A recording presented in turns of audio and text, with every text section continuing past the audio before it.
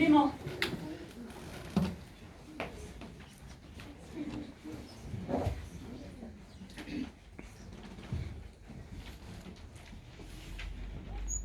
Sur la place, et par-dessus les toits de la ville, la rumeur encore lointaine de l'artillerie affluait.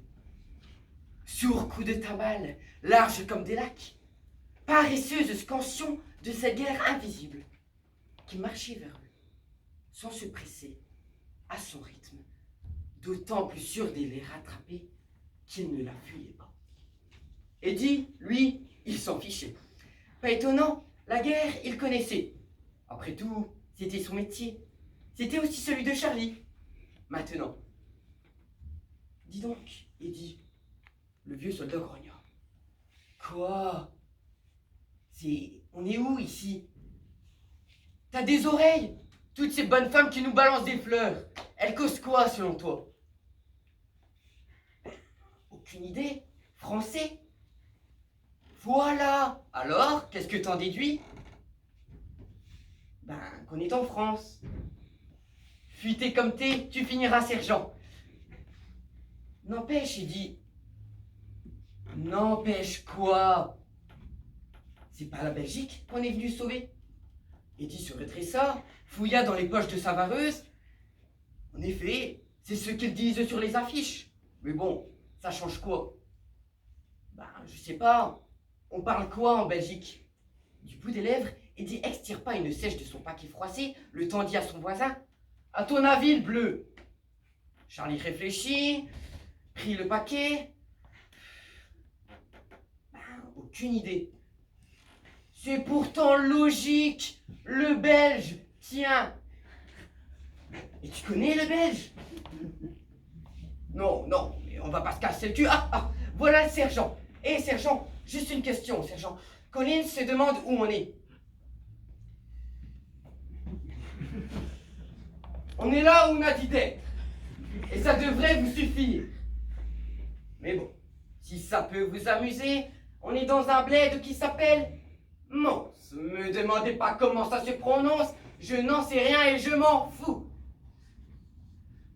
Eddie passa ses pouces derrière son ceinturon, puisque le sergent avait répondu, rien ne l'empêchait de pousser son avantage. En France alors? Soyez bien, je n'en sais foutre rien, mais je peux toujours demander au lieutenant. On doit leur apprendre ce genre de choses à l'académie. Confiant qu'une telle question ne mettrait pas à mal le sacro-saint prestige de l'autorité, le sergent s'approcha du lieutenant. Sir, avec votre respect, sir, les hommes se demandent où on est. Mais c'est très simple, sergent, nous sommes à Mons. Oui, oui, en effet, lieutenant, mais Mons, c'est en Belgique. Le lieutenant faillit éclater de rire. Bah bien sûr que c'est en Belgique. Vous croyez quoi? Vous croyez que c'était en France? Non, non, pas du tout. La réponse précise du lieutenant confirmait sa vision du monde. À l'armée, les officiers savaient, les sous-ofs transmettaient, les hommes exécutaient. Miracle de simplicité. Pourtant, poursuit le sergent, les gens parlent français dans les coins. Oui, oui, vous avez raison, sergent, vous avez raison. Mais vous devez savoir qu'en Belgique, regardez, comme au Pays de Galles, on y parle deux langues. Ici, c'est le français. Et pour le flamand, nous verrons ça plus tard, quand nous aurons torché ces maudits boches. Ça se parle plus au nord. Enfin, je crois bien. Depuis un moment, Eddie s'était désintéressé de la scène. Il vit un petit garçon au costume sombre. Debout, près d'un faisceau, le gamin regardait avec envie les fusils astiqués dont le métal luisait dans le soleil. Ce gamin doit avoir faim, dit le lieutenant. Aussitôt, il ouvrit son porte-cartes, prit un petit rectangle emballé dans du papier gris. Tiens, mon garçon, chocolate, vous aimez chocolate? Le gamin roula de gros yeux intrigués, tendit la main, prit le paquet. Du poulmouni! Le lieutenant se redressa, se gratta la nuque. Une jeune femme un peu maigre arrivait en courant, prit le gamin. Excusez le cerveau, les soldats, ça leur a tout y foufi. Visiblement confus, le jeune gradé salua la dame, porta à la main sa casquette, tourna les talons et revint sur ses pas. Autant pour moi, messieurs, Nous sommes déjà en Flandre. Plus loin, vers le nord, la canonnade tenait, plus lourde, plus menaçante que jamais. Nous étions le 22 août 1914, lorsque le dernier homme du 4e Royal Fusilier quitta la grande place, une jeune femme dit à son enfant: quand est-ce que tu t'arrêterais de causer à l'un ou l'autre? C'est déjà là, on est qu'on est nain.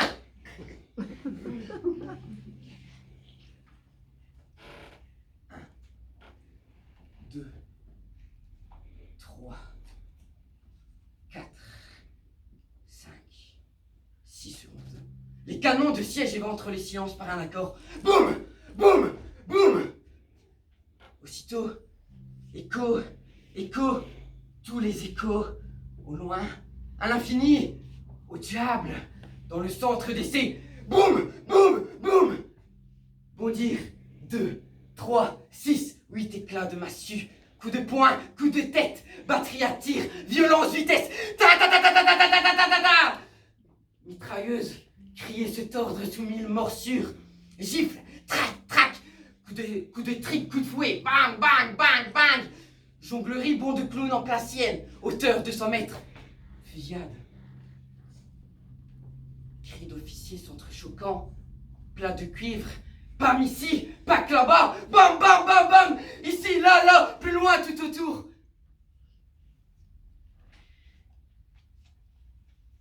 Ça coule le long de ma jambe. Je le sens. C'est tiède. Ça imbibe le tissu.